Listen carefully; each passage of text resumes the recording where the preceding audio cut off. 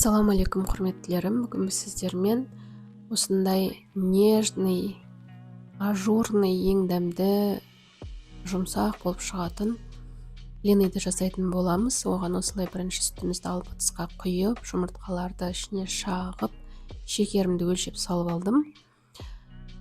Ендігі кезекте чайный соданы мен уксуспен гайстетіп алдым, өйткені кейбір блиныларда піскен кезінде егер осылай жасамасаңыздар чайный соданың иісі шығып тұрады. Ол сол шықпас үшін осылай уксуспен гайстетіп аламыз. Осылай реакция жүре бастайды.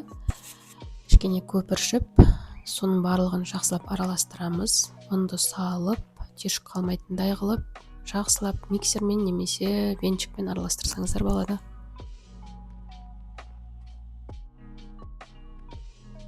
Осылай ұнды екі бөлікке бөліп салсаңыздар болады.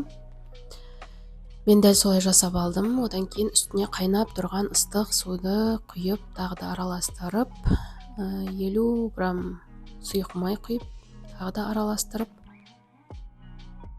блинымызды пісіруді бастаймыз.